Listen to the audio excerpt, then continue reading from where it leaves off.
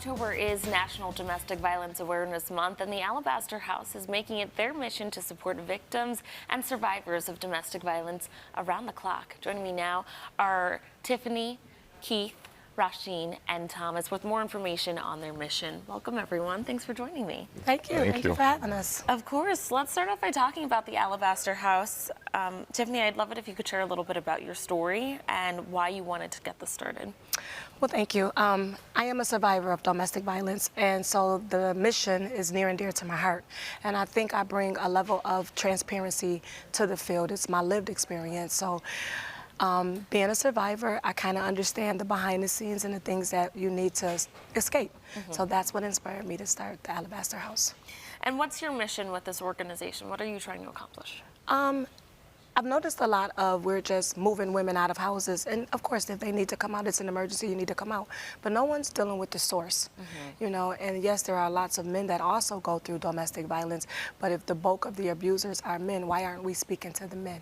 So I would like to have an initiative that we speak to the men and find out what it is that they're experiencing. Why does this happen? Why are they doing these things? And let's get to the root of, and what better way than to have the men. Okay. Why don't you guys tell us about your involvement and why you wanted to get involved with Alabaster House?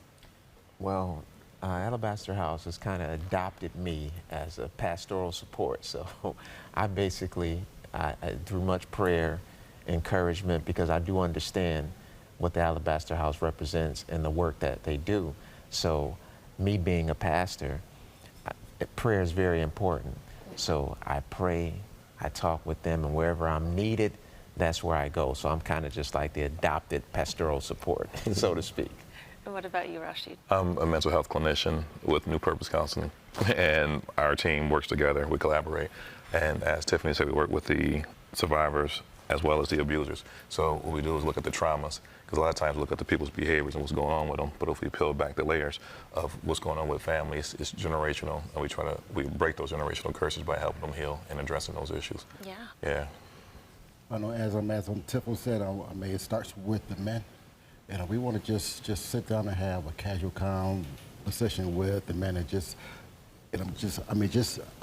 get their take on handling their emotions, and just talk about their issues or trauma or whatever. And we just sit down and have just a simple, genuine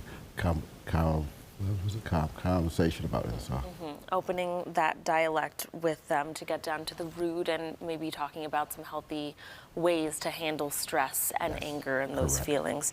Okay, so let's talk about what you're trying to accomplish. I know that you recently, in the past couple of years, have kind of come up with the concept. You've been working on getting your own background knowledge about how the nonprofit sector works. What's your overall mission? What are you trying to make Alabaster House into?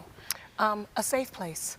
So we know we don't often have safe places for men to talk. So one, I would like a safe place, to create that safe place for the men to come and the women are not involved, and to feel vulnerable enough to be able to talk about the traumas that we have a stigma in the world that men shouldn't cry, they're hurting, who can they talk to, keep it bottled up, just be so strong. So I do want to create that safe space that they can come and release, but also for the victims.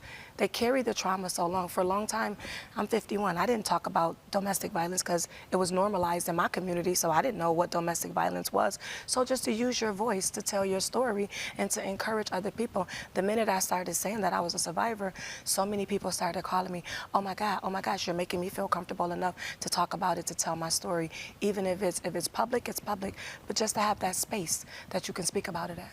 You recently just had your launch and fundraiser. Tell us about how that went. Oh my God, it was amazing. I had no idea that it would be so awesome.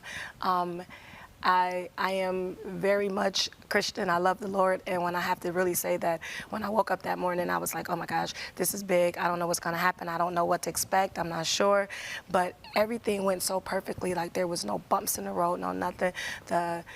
Everyone showed up, we spoke, the fundraiser went great, everyone had a great time, the atmosphere was comfortable, and it was just a great time. It really was a great time. And how will those funds help with your mission?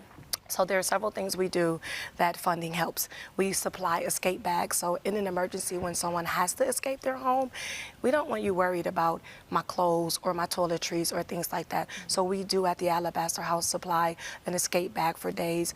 We do supply in an emergency a hotel stay if there's food that's needed, if you need transportation. So those things. If you need counseling and you don't have insurance, we cover that. So we just want to make sure that you're not thinking about those things. You're really focused on yourself. And Tiffany, as we were talking before the interview started, you mentioned how you really try to help anyone that comes through in a spiritual and holistic approach too. Talk about that. So I have a degree in theology. So I can sit with you and we plan an escape plan. And with the planning of the escape plan, we really can get into, the spiritual side. If you're spiritual, then let's talk about spiritual. If you're not spiritual, that doesn't matter. We'll give you the holistic side. We just want you to be safe. So this is why we have the pastor and we have the mental health and then we have the facilitator of the men's circle. So we deal with, at the Alabaster House, our mission is to deal with the whole family and the whole body. So mind, body, and soul, we need you to be healthy and whole so you can move forward and do what you need to do for you and your family. Well, thank you so much for coming in and sharing more about what you do and also a different perspective than I've seen when it comes to domestic violence. So thank you again. Thank you so much. Viewers, if you'd like to learn more about the organization and give back and support their mission, just visit thealabasterhouse.org. Thanks again for coming in. Thank you so much. Thank you. Thank you.